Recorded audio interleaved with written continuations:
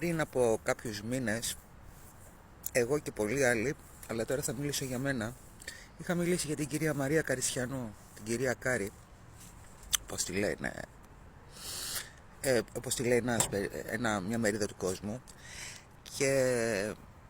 και εγώ μέσα σε αυτούς έλεγα ότι αυτή την κυρία δεν την εμπιστεύτηκα ποτέ, δεν μου εμπνέει καθόλου εμπιστοσύνη, και πως έτσι όπως το λειτουργήσε όλο το θέμα με τα τέμπη, ότι κάπου αλλού αποσκοπούσε. Δεν ήταν δηλαδή ξεκάθαρο αυτό που έκανε. Δεν ήταν από την καρδούλα της και από την αγάπη της και από τον πόνο της. Πέσατε όλοι να μας φάτε τότε. Και τώρα ακόμα συνεχίζεται. Εγώ δεν προσπαθώ να βάλω σε κανέναν μυαλό, ποτέ μου δεν το έκανα αυτό, γιατί ξέρω ότι ο άνθρωπος είτε είναι σκεπτόμενος είτε δεν είναι. Κανείς δεν μπορεί να τον κάνει να αλλάξει το σκεπτικό του και να έχει αντίληψη ή να μην έχει. Βγήκαμε αληθινοί για άλλη μια φορά, όλοι εμείς που το πιστεύαμε, και δεν αναφέρομαι μόνο σε μένα, γιατί και κάποιοι εξυπνάκηδες εδώ μέσα, όσες φορές έχω κάνει αναρτήσεις, στα σχόλιά σας μου γράφετε ότι το παίζω πολύ ξέρει. Δεν είμαι πολύ ξέρη, απλά ίσως βλέπω λίγο πιο μακριά, ίσως να έχω μεγαλύτερη αντίληψη από όλους εσάς, από κάποιους από εσάς, γιατί ευτυχώς υπάρχουν και άνθρωποι που έχουν αντίληψη. Όλοι λοιπόν λέγαμε ότι κάπου αποσκοπεί όλο αυτό.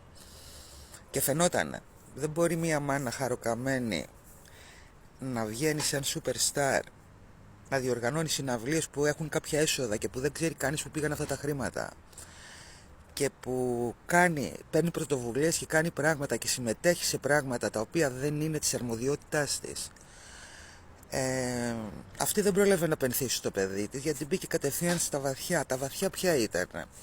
Να προετοιμάσει το έδαφος, να χτυπήσει συναισθηματικά όλους τους ηλίθιους, να τους χτυπήσει το συναίσθημα, με λίγα λόγια, γιατί έχει διαβάσει πολύ καλά τον παλμό μιας μεγάλης μερίδας του κόσμου, ότι αν τους χτυπήσεις εκεί, δηλαδή τι, έχασα το παιδί μου, πονάω, πέφτουν όλοι λοιπόν τώρα τα ψεκασμένα τα δίποδα και είναι μαζί με τη Μαρία, χωρίς να κάτσουν να σκεφτούν τι άλλο κρύβεται πίσω από αυτό.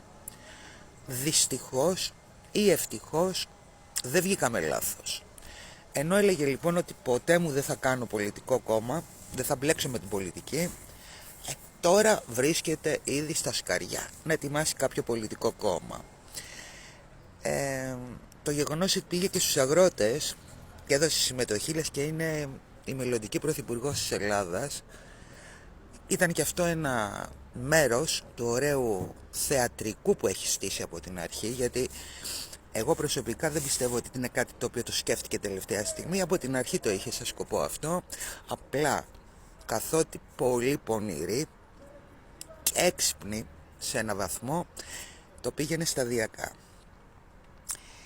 Το σταδιακό αυτό που επιχειρούσε να κάνει, το σταδιακό, πέρασε από κάποια στάδια, το έκανε, θα το ξανατονίσω, για να χτυπήσει φλέβα. Πια το συναίσθημα.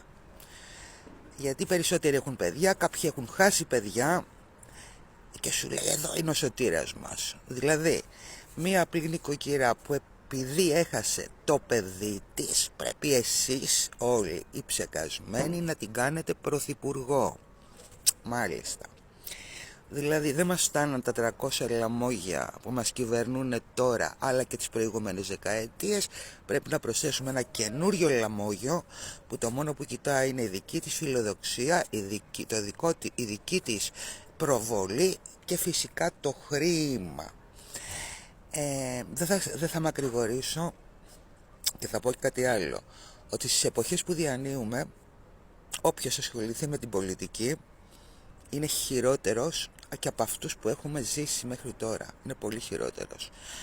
Άνθρωποι σωστοί και υγιείς δεν ασχολούνται με την πολιτική, γιατί ξέρουν εκ των προτέρων ότι θα μπουν μέσα σε ένα λάκκο με φίδια και σκατά και θα πρέπει να γίνουν οι ίδιοι το ίδιο για να επιβιώσουν. Κανένας άνθρωπος σωστός, αν ήταν η κυρία Καρισιανού που δεν είναι, δεν θα το επιχειρούσε αυτό. Υπήρχαν τρόποι να πολεμήσει όλο αυτό το σύστημα, όπως λέει, χωρίς να κάνει κόμμα και να πολιτευτεί. Υπήρχαν πολλοί τρόποι και θα έπαιρνε πολύ κόσμο μαζί της. Οι δημοσκοπήσεις δείχνουν ότι αυτή είναι, λέει, δεύτερο κόμμα. Αυτό δείχνει πόσους ψεκασμένους έχει η Ελλάδα. Όχι ότι δεν το γνωρίζαμε, τώρα το επιβεβαιώνουμε σαν ποσοστό πλέον. Μην νομίζετε ότι θα κάνει και τίποτα αυτή η κυρία, γιατί ναι, ο κόσμος τώρα Μαρία και Μαρία, αλλά μόλις αυτά στις κάλπες θα σκεφτεί πιο λογικά, να ξέρετε. Ένα μέρος αυτών. Οι άλλοι, οι ψεκασμένοι, οι φουλ ψεκασμένοι, θα πάνε να την ψηφίσουν. Εγώ προσωπικά, που δεν έχω ψηφίσει, ίσως να ψηφίσω αυτή τη φορά το 27, μόνο και μόνο για να αποδυναμώσω αυτή την κυρία, αλλά και κάποια άλλα μικρά κόμματα πίσω από αυτή, που είναι όλα για τον μπούτσο μας καβάλα. Για αποδυνάμωση, όχι γιατί πιστεύω σε κάποιον ή γιατί υποστηρίζω κάποιον. Να είμαι ξεκάθαρη, έτσι. Λοιπόν, αυτά είχα να πω για την κυρία Κάρη, που τόσο καιρό μας έλεγε για το οξυγόνο, ότι θέλει οξυγόνο, αλλά που τελικά αυτό που θέλει είναι μια θέση στην πολιτική για να καλύψει τη ματαιοδοξία της και ότι βρώμικο έχει μέσα της. Και φυσικά για το χρήμα, γιατί η πολιτική τι σημαίνει? Δόξα και χρήμα, τίποτα άλλο δεν σημαίνει. Λοιπόν, την καλημέρα μου σε όλους.